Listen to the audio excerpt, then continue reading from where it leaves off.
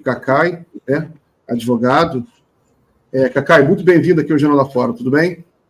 Obrigado, Miguel. Alegria estar aqui com você, com a Ana, com a Yara, nesse momento tão especialmente delicado da vida nacional. Realmente algo que a gente não imaginava passar, né? Muito grave mesmo. Pois é, Cacau. Então, uma pergunta, eu vou fazer a primeira pergunta, depois a Yara faz e a Ana fazem. A pergunta é se foi uma surpresa para você, né? Essa operação da Polícia Federal, operação contra-golpe, que identificou um planejamento para matar o presidente Lula, matar o ministro Alexandre de Moraes e o vice-presidente Geraldo Alckmin. 4 militares foram presos, um desses militares trabalhava dentro do Palácio do Planalto, o plano foi impresso dentro do Palácio do Planalto, há informações de que as reuniões, ou pelo menos algumas reuniões, aconteceram na casa, na residência do Braga Neto, né? Enfim, tem muita coisa envolvendo a cúpula do bolsonarismo, é um filme de terror. Como é que você está vendo isso? Olha, eu não vou dizer que foi uma surpresa o ato em si, né? Quer dizer, a operação, todos nós que acompanhamos no dia a dia, estávamos, na verdade, esperando. Eu até tenho cobrado, você sabe disso, eu tenho cobrado através de entrevistas ou através de artigos que faço, que é necessário colocar, pelo menos, ainda que não definitivamente, mas um basta no 8 de janeiro, ou seja, era necessário terminar o relatório daquilo tudo que já tinha, para poder ter, aí sim, a deflagração de uma operação com denúncia contra Bolsonaro, contra os militares e tal. O que realmente causou surpresa, e eu até diria uma certa perplexidade, foi a descoberta dos detalhes sórdidos da tentativa de matar o Lula, de matar o Alckmin, e especialmente em relação ao ministro Alexandre, pelo que consta, eu tive, evidentemente, o cuidado de ler aquilo que foi disponibilizado.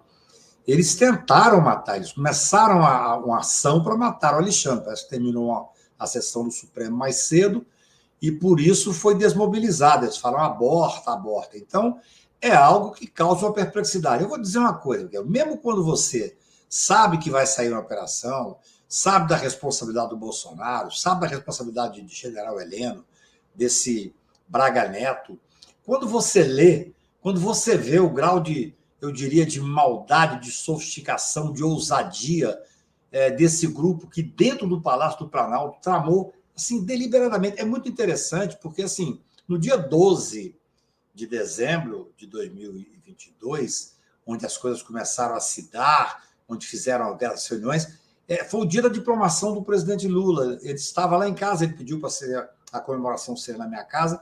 Estavam lá, todo mundo se lembra, foi um dia que botaram fogo em vários carros, tentaram jogar um ônibus da rodoviária. Tanto é que o ministro Flávio Dino, que já estava escolhido, nem foi, porque estava cuidando dessa questão. O ministro Alexandre chegou bem mais tarde. Ou seja, naquele momento eles estavam no auge dessa trama para poder matar o presidente da República, porque a ideia era matar o presidente e o vice-presidente, que com isso você terminava a chapa que tinha sido eleita, e matar o Alexandre, porque sabem que o Supremo Tribunal foi quem resistiu às tentativas de golpe e de imposição de um regime ditatorial. É muito chocante. Eu posso dizer que eu esperava que saísse uma operação, que saísse. Acho que certamente essa operação de hoje é o prenúncio de uma operação que talvez seja o grande finale aí, onde certamente tem que vir esse Braga Neto, pelo que diz tudo que foi apurado, a reunião foi na casa dele. Hoje foi preso um general, sei lá qual é a patente dele, além disso, mas gravíssimo, outros militares de alto coturno. Mas é óbvio, é claro, que o que se anuncia agora é uma operação para dar o contorno, para dar o final a isso, ou seja, a responsabilização do Bolsonaro, do Braga Neto, do general Heleno e de alguns políticos que, evidentemente, estavam por trás disso. É muito grave, é chocante e muito grave.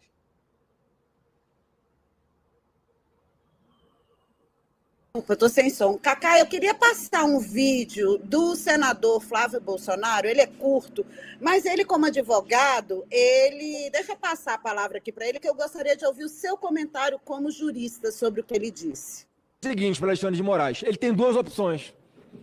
Ou a gente aprova a anistia aqui, ampla, geral e restrita para todo mundo, e algum parlamentar faça uma emenda para incluir ele nessa anistia, porque ele cometeu crimes ao longo desse tempo, ou a gente, da mesma forma, vai aprovar a anistia e quando nós tivermos maioria nesse Senado, a gente vai caçar o Alexandre de Moraes. Ele vai ser impedido pelos diversos crimes que ele reiteradamente está cometendo, desgraçando a vida de centenas de milhares de famílias brasileiras. E ele também, Cacai, comentou que não existe crime nenhum nesse plano para matar o presidente Lula, o vice-presidente Geraldo Alckmin e o Alexandre de Moraes. Olha, são duas coisas distintas. Primeiro, ele está usando ali da imunidade que existe da palavra quando está, enquanto senador, especialmente dentro do Senado. Ele não estava na tribuna, mas estava numa comissão e tal. Então, existe uma garantia que não é dele, que é do mandato, que é da Casa do Senado, né? Por isso ele fala esse monte de coisa. Ele está ameaçando o Alexandre. É algo lamentável um senador Ribeiro. Claro que na situação dele eu até entendo. Ele deve estar completamente desesperado. Ele está vendo que a casa caiu, que o pai dele vai ser preso. Ele, eu não sei se tem alguma coisa, alguma relação, eu nunca ouvi falar dele nessa trama golpista. Mas ele deve estar num momento delicado, né? Um senador da República, o pai foi presidente da República até recentemente, ele está vendo a casa cair, certamente há um desespero, por isso ele está ali, o que ele está fazendo, o que é? Ameaçando um ministro supremo. É lamentável. Ele tem imunidade parlamentar, eu acho que isso aí não vai dar maior consequência. Agora, a defesa que ele faz, eu também vi, porque ele fala que não tem crime, é muito interessante vocês notarem, se vocês depois puderem ler a manifestação dele, Miguel, é que ele não desmente os fatos, é muito interessante. Em momento algum ele fala, opa, pera lá, não houve nada disto. Isso aí é uma ilação, é uma interpretação errada. Não, ele reconhece os fatos, na verdade. Ele apenas diz, mas é um ato preparatório. Não sei se ele é advogado, eu não tenho conhecimento dele ser advogado. Mas o raciocínio jurídico que ele faz é absolutamente despropositado. Nós estamos falando de uma tentativa de golpe de Estado que foi iniciada, inclusive. Na decisão do ministro Alexandre, ele fala que as consequências só não foram maiores por questões independentes da vontade deles. Por quê? Eles chegaram a fazer campanha para matar um ministro supremo. Veja o que é isso. Olha a gravidade, eu nunca vi. Olha que eu sou advogado criminal, já presenciei coisas do arco da velha. Mas aqui, nesse caso, o senador Bolsonaro, o senador, filho do presidente, ele é muito interessante, ele não nega nada. Ele sabe o que aconteceu, ele sabe que a investigação é categórica, é uma investigação inquestionável. Então, o que ele faz é tentar fazer, e eu respeito isso. É um direito de defesa, que tem que ser amplo, né? Claro que não tem nenhum fundamento, ele diz, não, mas aqui não há crime. Ele falou a expressão, querer matar alguém não é crime, como se fosse de uma simplicidade enorme. 4 generais na casa do cidadão que tinha sido candidato à presidência da República, primeiro dentro do palácio, depois na casa do cidadão que foi secretário muito próximo, secretário do militar, muito próximo do presidente da República, estavam simplesmente falando da vontade de matar. Não tem nada disso. Ali é um plano arquitetado que chegou a ser deflagrado e que, felizmente, não conseguiram levar adiante. Por incompetência, porque não tiveram o apoio geral do Exército como um todo, porque o ministro do Exército não aceitou o plano, por uma série de motivos. Inclusive, é muito interessante ter tempo para ler, porque o que consta ali é que o presidente Bolsonaro ele pegou o decreto e ele enxugou o decreto. O decreto era um decreto muito grande e até interessante, tem uma hora que algumas pessoas conversam e falam assim, mas o presidente tem que assinar logo isso. Tinha gente mais radical ainda, que queria que assinasse tudo, teve que colocar na rua, quer dizer... Então, era uma briga interna entre eles, que sabiam que não tinham a força que julgavam ter. Essa é a verdade. Se tivessem tido força, teriam dado o golpe, teriam matado o Lula. Eles falam em envenenar o Lula. É algo de uma crueldade. Ainda fazem menção, não.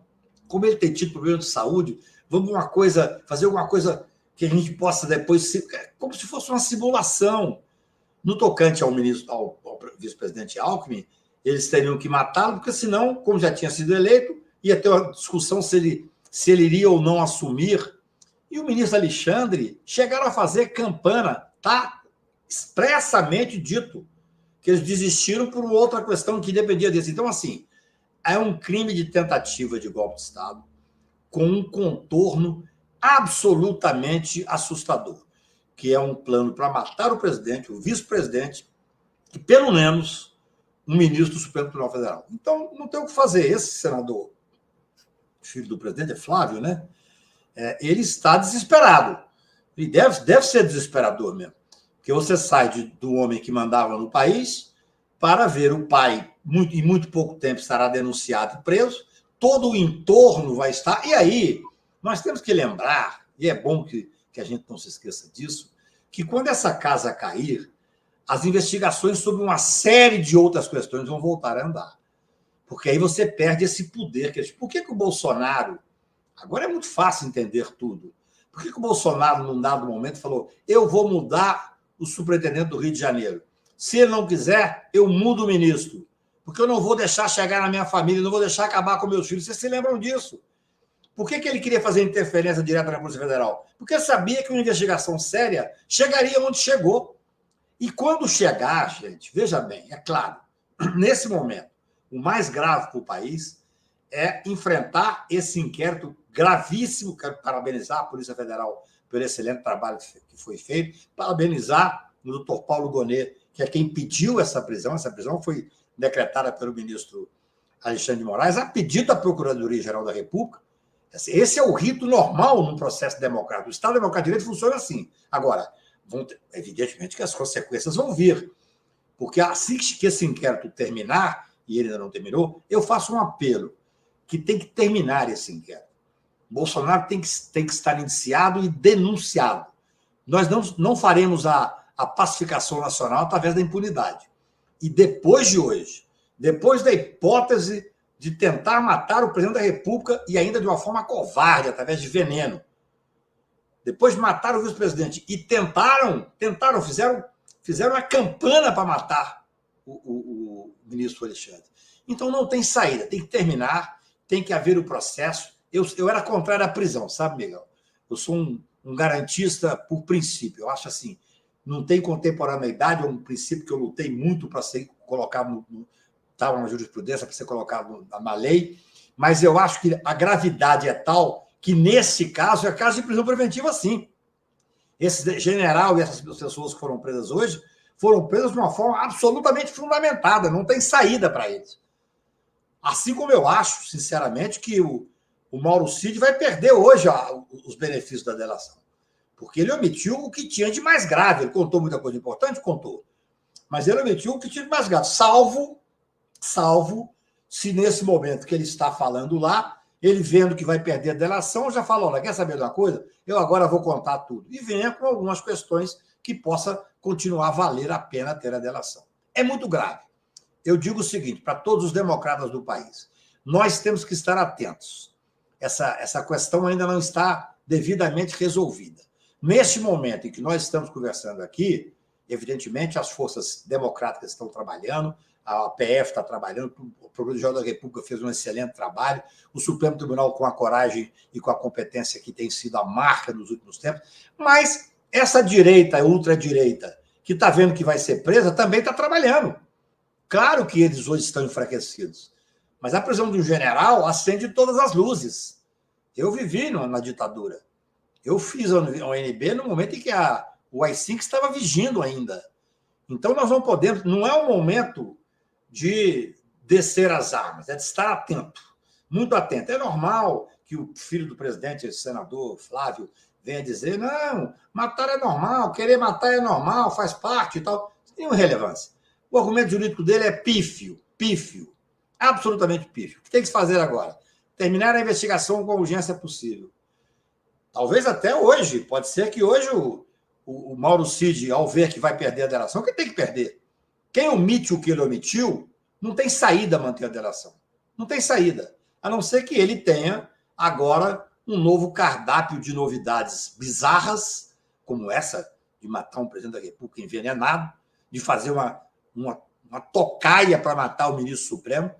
Então, assim, o momento é grave, nós não podemos sinceramente, não podemos descansar nesse momento, tem que acompanhar, continuar cobrando a ação da Polícia Federal, que está de parabéns pelo trabalho que fez, continuar cobrando do Ministério Público, que fez o que tinha que fazer, que era pedir a prisão, porque agora nós temos que terminar essa investigação, que dar um basta nesse 8 de janeiro, chegando no Bolsonaro, no Heleno, no Braga, nesse povo todo que realmente tentou fazer o golpe no Brasil, para que a gente possa ter uma ação e normalizar o país. Nós merecemos ter uma normalidade democrática. Cacai, não queria ser redundante, queria fazer uma pergunta e queria também chamar a nossa convidada que já está aqui, a Ana Penido, para subir aqui com a gente também, que é uma especialista aí nessa questão militar também. Ai, bem-vinda, Ana. Nós estamos aqui ouvindo um pouco Cacai sobre esses fatos de hoje, já te ouvimos também.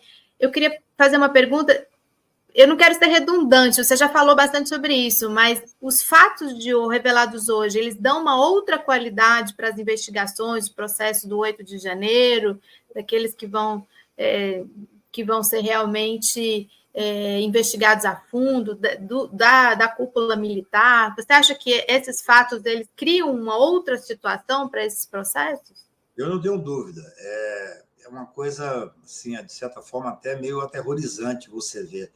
Porque você sabia que todos nós sabíamos que acompanhamos que tinha tido uma tentativa de golpe, que existia um grupo que estava tentando o golpe, mas nós não sabíamos. Quando você sabe os detalhes sórdidos, eu acho que isso sensibiliza a quase todos. Quando você vê que existia na prática, não é falar e tentar um golpe, não, o presidente da República está completamente inconformado e tentou o golpe, mas ele não, na verdade, se quisesse dar o golpe, ele dava o golpe, não dava, porque o ministro do Exército não era favorável, mas ficava num momento que algumas pessoas ainda tinham uma certa reserva, vamos falar assim, que é muito grave. Você processar um ex-presidente da República, você prender um ex-presidente da República, você prender generais que até então eram candidatos a vice-presidente da República, eram chefes da Casa Civil, tudo isso. Agora, quando você chega ao detalhe que chegou essa investigação, e repito, quero parabenizar a Polícia Federal, é algo que, claro que muda o patamar. Como não mudar? Você tem ali uma preparação explicitada de tentar um golpe para envenenar o presidente da República, matar o vice-presidente, e uma tocaia que foi feita. Essa tocaia não é que estava só planejada, não. Pelo que consta do relatório, felizmente terminou mais cedo o Supremo e o ministro Alexandre não foi para casa no horário que eles esperavam que fosse. Ou seja, eu não tenho dúvida que isso muda tudo. Agora, há que haver, e eu faço um apelo em relação a isso, eu tenho escrito muito a necessidade de relatar o 8 de janeiro, de terminar esse capítulo, ainda que a investigação continue, porque assim, a gente estava achando, há 20 dias atrás, que estava saindo o relatório, todo mundo lembra, o ministro Alexandre deu 60 dias, de repente apareceu a história do Kid Preto lá, que é exatamente esses caras que estão presos, e como é que apareceu? Porque um aparelho de Israel, que a Polícia Federal conseguiu localizar esses documentos que levaram a essa outra investigação que deu ensejo à operação de hoje. É o que tá na imprensa. Eu não estou lá no meio para saber, mas é o que eu acompanho no dia a dia. Então, o que eu falei há uma semana? Eu falei, gente, tem que terminar essa investigação, porque assim como apareceu os tais Kid Preto, pode aparecer agora outra questão e não vai terminar nunca. E o tempo é favorável a quem está sendo investigado sobre esse aspecto. A angústia é ruim, mas, evidentemente, vai criando uma impressão de que está muito distante do fato ocorrido. Só que não. Em muito pouco tempo, chegou-se a eu diria, um descobrimento absolutamente espetacular sobre o aspecto negativo. Um plano para matar o presidente, o vice-presidente, o ministro do Supremo Tribunal Federal, com forma detalhada. Tem as armas, está lá. O inquérito, se você abre o inquérito, eu vi no relatório, tem lá a foto das armas, tem o lugar onde eles estavam fazendo a tocaia no ministro Alexandre. Ou seja, não tem saída, mudou o patamar. Ainda repito, é necessário fazer, com a maior urgência do meu ponto de vista, um corte agora para poder fazer a denúncia em relação a esse grupo e terminar aquilo que nos interessa, que é pôr um ponto final. Pelo menos não é um ponto definitivo, mas é um ponto que chega à conclusão, falar, olha, a responsabilidade é aqui do presidente Bolsonaro, que, inclusive, reduziu o decreto. Gente, havia um decreto. Tudo aquilo que nós vimos lá quando o Mauro Cid falou, que era para ser lido... É uma coisa inacreditável. Aquilo parecia um pouco um filme de terror. Sabia, Miguel? Só que agora, com essa investigação hoje, que foi essa operação deflagrada, a coisa perdeu esse limite do... Como assim? Como é que era? Para explicitar. E está explicitado. Agora é hora de agir. A sociedade brasileira tem que ter maturidade para poder enfrentar um momento delicado que ela vai ter, porque não é fácil. Você prender um general e pessoas de alto coturno do Exército, como foi preso hoje, alguém da Polícia Federal que foi preso, e certamente isso vai redundar em outras prisões de pessoas ainda melhor colocadas sob esse aspecto do poder. Mas é assim que funciona a democracia. Nós estamos maduros para fazer esse enfrentamento. Muito bem. Cacá, então, vou liberar você, agradecer muito a sua participação. Se quiser fazer aí uma última colocação aí para a gente, para se despedir, né? Por favor. Olha, eu só peço que nós estamos num momento delicado, não é hora de ninguém... Eu vi vários grupos, as pessoas dizendo, enfim, chegou e tal, ainda não é hora de ter nenhum tipo de regozijo, não. Acho que a hora agora é de levar a sério, de saber que a investigação da Polícia Federal, coordenada pelo Ministério Público e, evidentemente, presidida pelo Supremo Tribunal nesse inquérito, importantíssimo, inquérito que o ministro Toffoli abriu lá em 19, que sustenta a estabilidade democrática do país, mas está na hora de nós chegarmos realmente a finalizar esse inquérito que tanto mal tem feito ao país. Acho que o dia de hoje é um dia extremamente importante, porque chocou a todos. Eu vi pessoas que até então faziam algumas ressalvas, me ligaram e falaram, Cacai, realmente esse plano de envenenar o Lula, de matar o Alckmin e chegar a fazer uma tocaia no presidente, no ministro Supremo, é o fim da linha. E para ser o fim da linha é necessário que a gente feche esse inquérito. Denuncie, processe Bolsonaro e aqueles que tramaram a infelicidade para o país, que seria a volta da ditadura militar. Muito obrigado, Cacai. Forte abraço para você. Obrigada, Cacai. Obrigada, Cacai. Um abraço grande. Boa sorte para nós. Amém. Tchau.